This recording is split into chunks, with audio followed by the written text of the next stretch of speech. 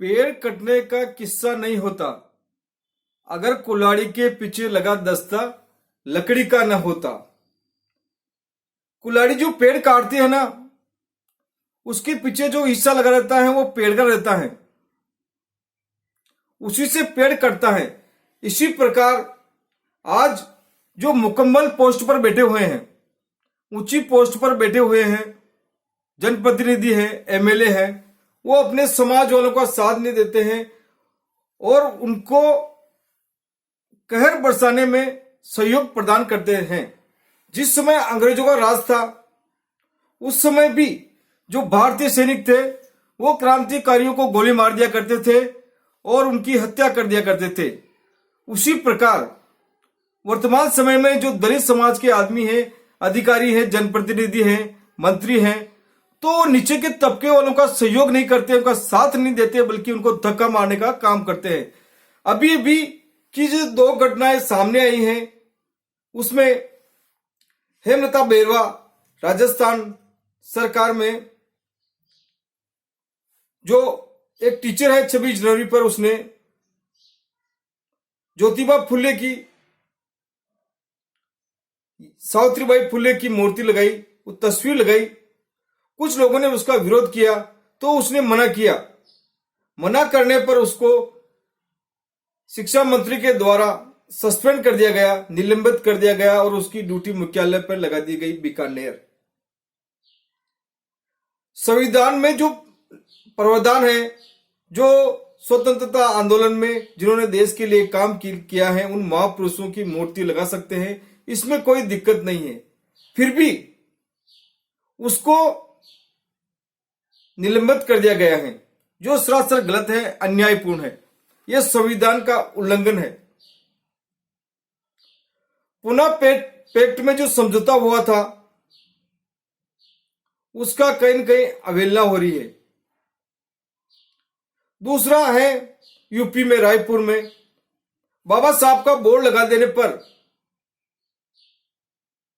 Police के द्वारा कहर बरसाया जाता है और सोमेश जो 10वीं में पढ़ने वाला छात्र है, उसको गोली मार दी जाती है।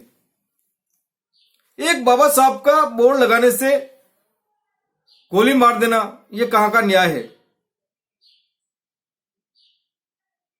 बड़ा दुखद विषय है। अगर दलित समाज, बहुजन समाज का आदमी अपने महापुरुषों के बोर्ड लगाता है, उनके द्वारा बताए गए रास्ते पे चलता है, उनके आदर्श की पालना करता है, तो ऐसा कहर क्यों बरसाया जाता है? मेरे समझ से परे है। जाटो समाज के लोगों ने अपनी जगह पर बाबा साहब का बोर्ड गाड़ दिया, कुछ लोगों ने विरोध किया। तो गरीबों के प्रति इतनी द्वेषता, इतनी घृणा, इतनी नफरत क्यों? ये लोग आगे क्यों बढ़ जाए? ये पीछे रहे, हमेशा गुलामी करते रहे। ये सोच इन लोगों की है। जो लोग इस प्रकार का काम करते हैं, सारे लोग खराब नहीं होते हैं, परंतु जो लोग सोचते हैं कि नीचे के तबके के लोग, गरीब लोग आगे कैसे बढ़ जाए, अगर ये अपने महापुरुषों के बताए हुए रास्ते पर चलेंगे, उनके आदर्शों पर चलेंगे, तो ये तरक्की करेंगे। ये लोग नहीं चाहते कि तरक्की करें। अभी राजस्थान में हर जगह पर हेमलता बेरवा को जो निलंबित किया गया है, उसका विरोध किया जा रहा है, परंतु अभी तक कुछ नहीं हो रहा। भीलवाड़ा में, बारां में, बूंदी में भीम आर्मी के लोग उसका विरोध कर रहे हैं, परंतु अभी तक कुछ नहीं हो रहा है। ये गरीबों को दबाने का काम किया जा रहा है, उनको कुचलने का काम किया जा रहा है। पुनः पैक्ट के बारे में मैं आपको बताता हूं कि जब अंग्रेजों का शासन था तो दलितों के साथ बहुत अत्याचार किया जाता था। वो दोपहर के समय में बाहर निकलते थे कि उनकी छाया कहीं दूसरे पर न गिर जाए, कोई अपवित्र नहीं हो जाए, अछूत नहीं हो जाए, इसलिए उनको दोपहर के समय में बाहर निकलने दिया जाता था। पीछे झाड़ू बांध के चलते थे, जिससे उनके पैरों के निशान बरकरार खत्म हो जाए, और गले में हांडी बांध कर चलते थे। तो पुनः पैक्ट के अंदर अंग्रेजों ने बोला कि इन लोगों को भी बराबर जीने का अधिकार है, इन लोगों की भी समानता मिलनी चाहिए।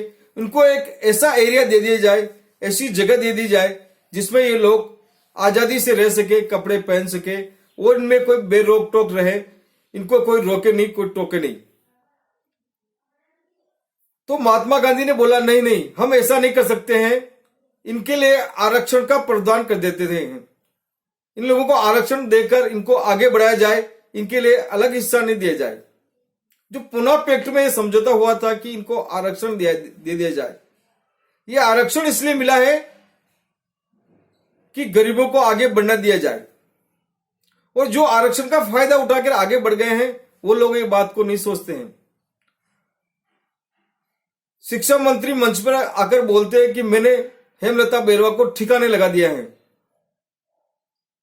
मंत्री महोदय, अगर पुनः पैक्ट का जो एक्ट का नहीं होता तो अभी आप ठिकाने पर रहते, आप रिजर्व सीट से एमएलए नहीं बनते और मंत्री नहीं बनते।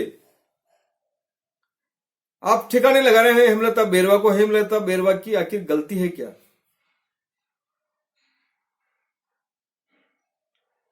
गरीबों के साथ अन्याय हो रहा है। पुनः पैक्ट का जो बात थी उस पर जो लोग आगे बढ़ते हैं वो काम नहीं करते हैं। गरीबों को अभी आजादी के 75 साल हो गए हैं, फिर भी गरीबों को बराबर अधिकार नहीं मिले हैं। गांव में पानी नहीं बढ़ने दिया जाता है, अभी भी घोड़ी पर नहीं बैठने दिया जाता है। अगर आदमी मूछे रख ले जाता है तो उसको जान से मार देते हैं। मटका छू लेता है तो एक अध्यापक अपनी योग्यता भूलकर उसको मारने उसको उतार हो जाता है। तो ये गरीबों को बराबर अधिकार कब मिलेंगे? जब सब लोग बाग पढ़ेंगे, आगे बढ़ेंगे और अपने समाज के लिए काम करेंगे, तभी नीचे के तबके का विकास होगा।